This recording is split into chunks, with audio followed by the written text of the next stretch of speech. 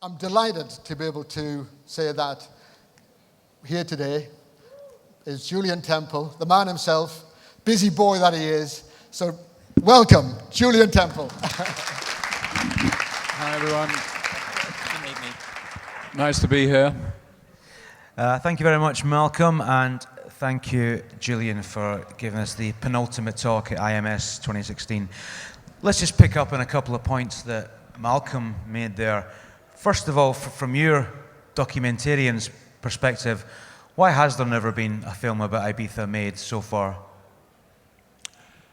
I think it's a complex story, and I'm not sitting here pretending I know how to make it. I think that's part of the fun of the project, is to discover how all these extraordinary cultures have been drawn to this island and how they've managed to leave a legacy that feeds into the present. I think it's a really important. I'm also fascinated by the cycle of the year here in Ibiza, the agricultural core of the island still very much present here, and how the clubbing cycle and the agricultural cycle kind of turn within each other.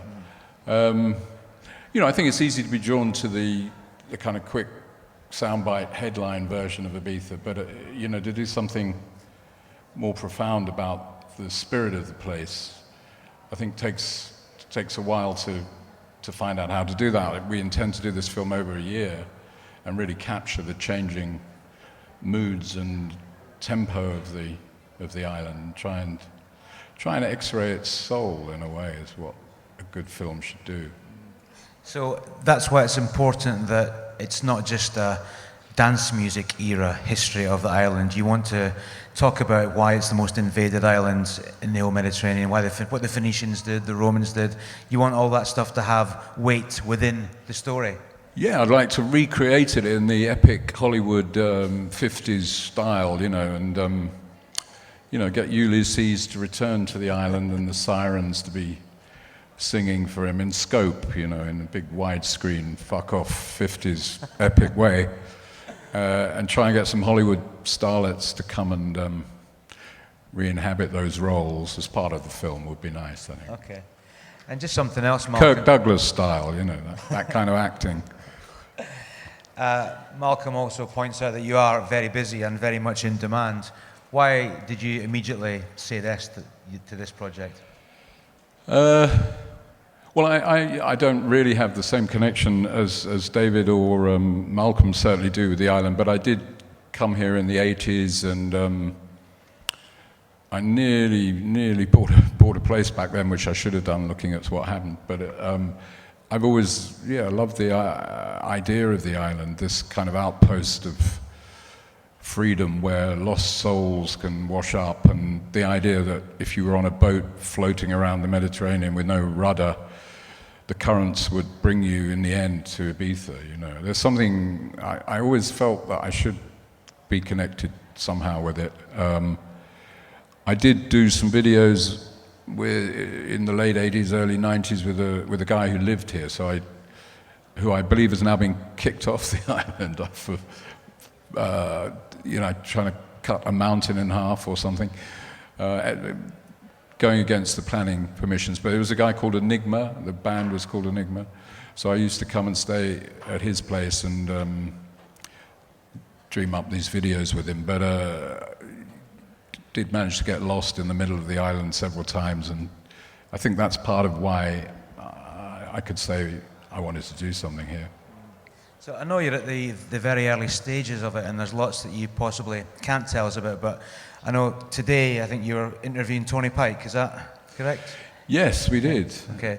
And his magic jacket. Yeah, I mean, everybody knows Tony Pike and the importance of Pikes to the history. What role will he have and his story have in the documentary? Well, he'll be, a kind of Don Corleone figure, I would think, in his own way. There's a great kind of mystery to the man. I like him coming in and out of the story. Obviously, he was here at the beginning of what we know of Ibiza today, and I thought he was Australian, but today I realized he's very English, and he grew up in with the sound of the air raids over his head and so on, which I knew nothing about that. So there were a lot of mysteries that he was slowly revealing. I think we have to talk to him over the course of this year, to really dig deep into what has actually happened at Pike's Hotel, I mean, he is a repository of great stories and events. Freddie Mercury's 40th birthday party with the trays of cocaine allegedly everywhere. What? Will you try and... what am I getting into here? You like to... You like to mix media sometimes in your documentaries. Would you look at recreating scenes like that in animation, for example, in the documentaries? There are different techniques you'll bring to bear on episodes from Ibiza's life. Well, I'd like to remake that Wham video in the Hollywood epic style, actually. I think, the history of the place isn't just, the kind of mainstream history. It is to do with the throwaway things, the holiday Super 8 films from the 50s or the advertising from the 60s, all these things feed into the nature of a place. And yeah, I very much like the different textures, that different visual formats that also speak about the time they were made in, help create this sense of a journey through time. I want to make a time travel movie rather than any kind of history lesson. Mm-hmm. But as I say, I don't know exactly how I want to do that yet. I know that I want this to be the first movie you actually dance to rather than sit in a seat.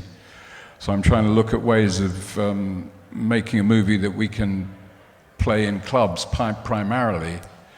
Part of the idea is that it's Ibiza the silent movie, that you dance to it. I mean, silent movies famously didn't have people talking in sync, but they always had fantastic scores, and they had captions. So I'd like to use 3D captions on the dance floor, flying out above the dancers or through the dancers. So you have to turn around and move as you watch the film to understand it. And hopefully you'll miss parts and then you'll come back and do it all over again. So that means there'll be no spoken dialogue in the film then? Well, I'm trying to push on that one. I'd like to do that because it hasn't been done before in that way. I love the idea that you do have a film where your body is in motion during it. You normally sit in a seat in the dark in a cinema, and the job of a filmmaker is to fly you out of that seat into the screen. But I like the idea of an audience being more kinetically involved, particularly with this story where the music is such a part of it. It would be, obviously there'd be chill out moments and the journey would have highs and lows, and but yeah, I want to try and do something new, because I think the island deserves it. So as we'd imagine or assume, it'd be very difficult to create a definitive soundtrack for an Ibizan movie. Is that the thinking behind commissioning this mysterious single artist to do bespoke new music for it? Well, obviously the film will take in all the different waves of music that have washed over the island, from after the war through to now, really, and maybe even back further into the traditional music of the place. But to reinterpret that and to transform it into a score and looking at it through the lens of music today would be part of it. But in the dance situation, it would be great, like they have done with some of the great silent movies, to get someone else to score it. So you'd have a DJ putting their own journey for this screening of the film in this particular club. You could have very different screenings with different DJs scoring. So it could be remixed by the resident DJ in particular? I like that idea as well, which again hasn't been done with movies, but I think this is a perfect one to start thinking in those kind of ways about. Fantastic. If I can just take you back to some of your previous work, notably your first big documentary with the Sex Pistols. I mean, you were, I think, 24 when you made your first couple of films with them, Sex Pistols, even younger, number one, yeah. Great Rock and Roll Swindle. what was it like as a 24-year-old coming into their world in 1976? Well, it's a mixture of incredible things. Scary on one level. They were very extreme and rightfully so angry. There was a kind of incandescence about those guys, particularly Johnny Rotten,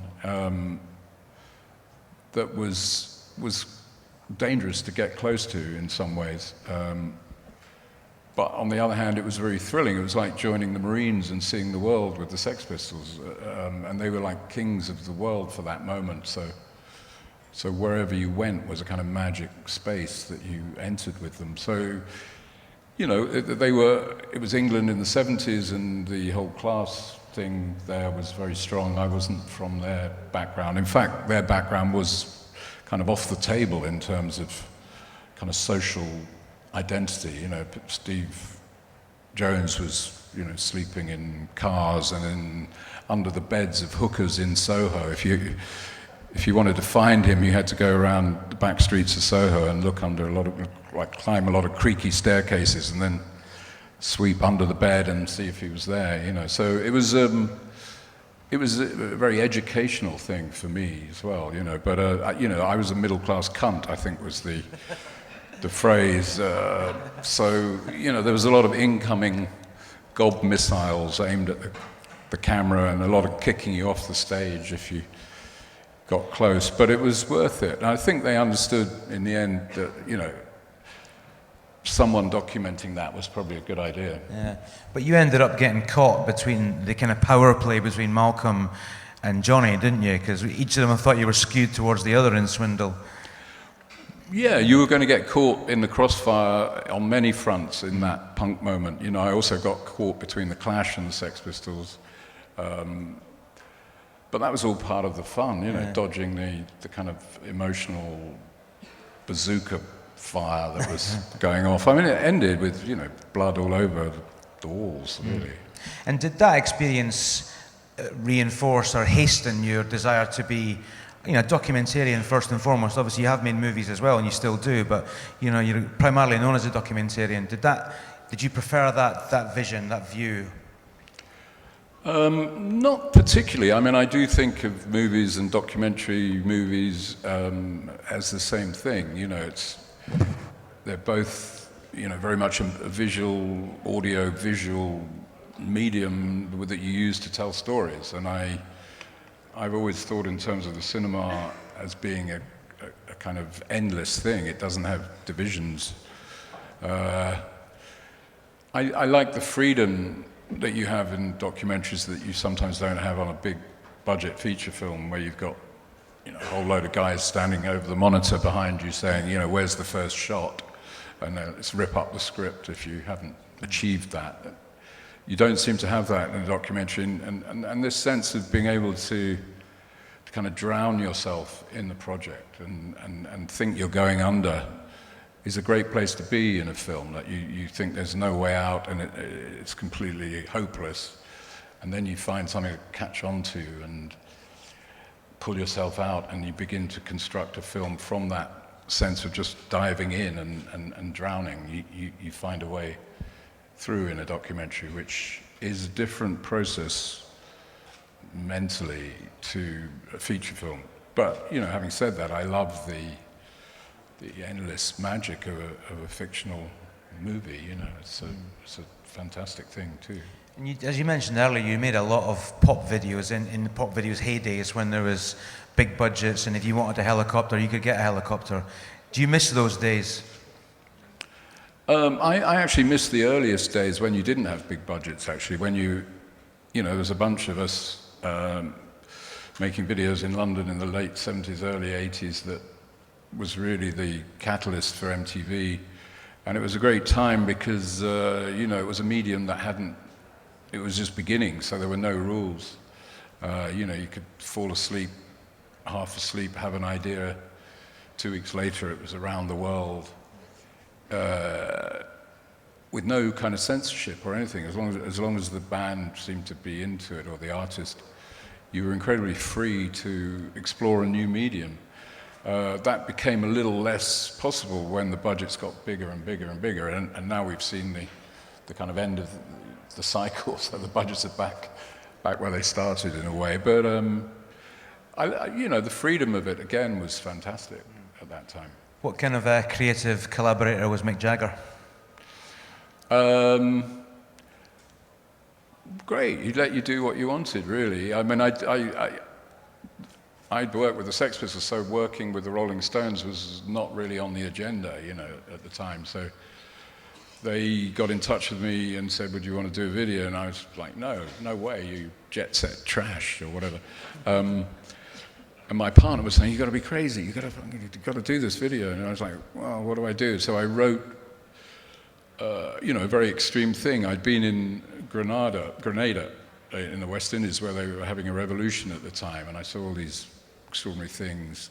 So I thought I'd write a story about revolution in Grenada, basically, and Keith killing Mick, which was, the subtext of the time. They weren't getting on well together. So I wrote this thing, thinking this was my great way out, that I could write this thing that they declined to do.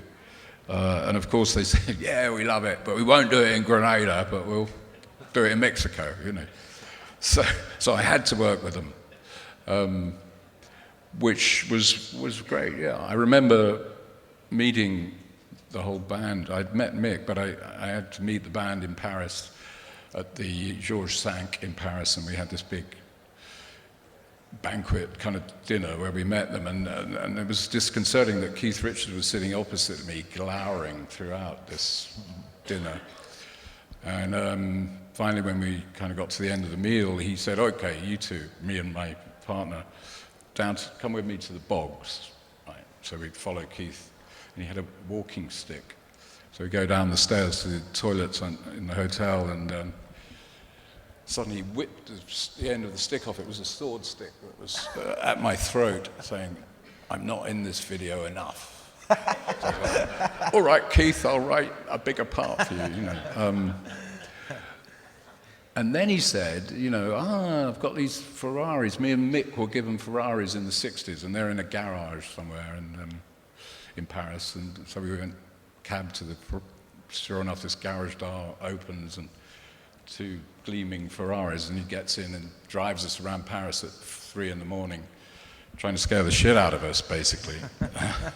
And finally, my friend happened to be a very wealthy friend, and had this extraordinary apartment there, a Renaissance palazzo. So we took Keith back to this place, and his jaw dropped as he walked in. And this is probably at 5 a.m, and by that time we'd been doing all sorts of stuff. So I was emboldened. I started saying, "You've sold everyone out. You're not, yeah, man." And he said, "No one ever says that to me. I love you." So that was the beginning of a beautiful friendship. And that's why 30 years later you come to be making his Life and Times. Yeah, it starts with Keith as a baby, actually. So it's all about Keith's childhood and pre-Stones history. It's kind of coming of age, yeah. It ends when the Stones begin, so it's just the beginning of the story, which in some ways is the most interesting part. Do you have a title for that? The Origin of the Species. Keith Richards. Brilliant. Let's talk about your Glastonbury documentary. So another huge subject, 40 years of the greatest music festival in the world. You had a kind of open source approach to that. You asked fans to send in home movie footage, which must have given you a mountain of material to sift through. Why was that the creative approach that subject merited?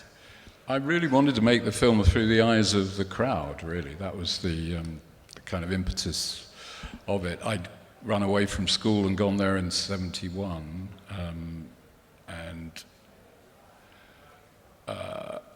just felt part of this crowd more than anything. There was a moment, it was actually when I first saw David Bowie, was on the Saturday night. I think he'd been due to play earlier, but everything was so late that everyone had gone to bed, and we were on Pyramid Hill, as it is now, sleeping, probably 5,000 people in tents. Suddenly you're woken up, slap, slap, wake up, there's a guy. You've got to hear this guy, he's amazing. And the dawn was coming up, and the dawn chorus was accompanying David Bowie on acoustic guitar in a dress, singing songs from Hunky Dory, and the whole festival was really brought together, and everyone woke up to see him and take him in, really for the first time as David Bowie. He'd been various other things and had that one hit before, but it was a sense of a crowd together experiencing this moment that you knew somehow they'd all remember in different ways for the rest of their lives, that made me feel that the story of that festival is the story of the crowd. And it's a great, without having to leave the site, traveling through 35 years of time in one weekend, you get the whole change of the world and the change of our species, talking of origin of the species, journeying through an incredible psychic change that we've been through without leaving the festival. If you look at the crowd in the right way, you can tell the story of the whole world. So that was the impetus, yeah. Right. You had a similar grand vision for your Detroit documentary that Malcolm mentioned, Requiem for Detroit, and it was an entire socio-cultural history of that city. You got Richie Hawtin to do the soundtrack for that. What role did the music play in the telling of that story? Well, we used Richie's beautiful song called Packard, which is about, I think, the early days of the music there in this factory where they had illegal raves in this abandoned Packard factory. It's an incredibly haunting song that seemed to kind of float over the spirit of the city as it is, or was a few years ago. But the music in Detroit goes way back to the early jazz period when the black musicians were coming up from the South, and with increasing velocity as the auto industry got going, it was incredible migration of the music. So it comes through, John Lee Hooker and Aretha Franklin and the whole Motown thing, and Iggy and the Stooges, the MC5. It's an incredible fountain of music, this place. But it's also the soundtrack to the rise and fall of capitalism in a way. Detroit is the first post-American city, and it was an epic tale with epic music to fuel it. I mean, I like the music to be a narrator of the film. You don't want a kind of top-down voice trying to explain it in a voiceover. You want the music to tell the story, because the music is, like high watermarks. It leaves its impressions on the city, and you can discover what it was like to be alive in a different time through the music. And it gives you this time travel ability, along with early archive, or the changing archive, the way archive responds to the technology as well as the music. You have this history unveiling itself just in the form of the film. Yeah. You don't have to tell everyone. It's kind of implicit. Yeah. In the film. Obviously, with the Ibiza movie, getting the music right and getting the depiction of the music and the clubbing experience right is tantamount. And I know you're trying to film some opening parties this week when you're doing Ushuaia, and you're going to do Dalt Villa also. Yeah. What's the kind of challenges of taking a camera crew into a packed club and still retaining the magic and not scaring the magic away? Well, I think you want to be fully equipped with the latest technology, which doesn't get in the way as much as old style filming. That was funny when I did the Glastonbury film. The kind of holy grail of archive supposedly is 35 mil. But you realized that the guys who'd shot that festival in 35 mil were like rhinos, like standing outside the event, because this big beast of a camera just put everyone off and created kind of emotional carnage wherever it went, and then you looked at the VHS tapes that guys had done in their tents, you know, and the whole thing came vividly alive. So it's not about, you know, big, frightening technology. It's about trying to be invisible, really. And the new, it's extraordinary how, not just in terms of music, but in terms of filmmaking, the technology has allowed you to be much more invisible. So simply and reductively, the cameras are smaller and more kind of fleet-footed generally when you're in there. Yeah, and I think you've got to be in the spirit of the whole thing. You've got to be in the event, you know. So the fact you can be very mobile on your own with a small camera, and your crew can be like that too, I think gives you a better shot at capturing what it's really like, rather than creating this slightly false sense of reality with a film crew present. So to which other kind of clubs or figures or DJs, for example, are going to be pivotal to the story for you? Who do you need to get? Well, to be very honest with you, I don't know yet. You know, I'm going to find that out over the year, and I think that's the best way. I think, you know, if you try and sit down and write an essay about something and then try and illustrate it, you're losing the spirit of making a film in the right way, where, you know, the archive takes you in one direction and then a chance event takes you in another. You know, I think you've got to be open to change and risk, and the unexpected is what guides the best kind of films, you know. So you're going to base yourself for an extended period then and be ready to react to certain things? I would think so, yeah. Okay. Yeah. It's easy to get here, obviously, these days, so I won't be here all the time. But yeah, I think you've got to be here for a while. As I say, I want to, you know, I want the fruit trees and the olives and the animals to be part of the story too. So you come back to IMS next year and we'll see what kind of shape you're in after a year of filming around Ibiza. I may not be here. Who knows? Okay. Julien, thank you. We've got 3 minutes left. Is there any questions from the floor before we let Julien get on with filming? Can't really see about that. No. Can't see any hands. Schedule away. Okay.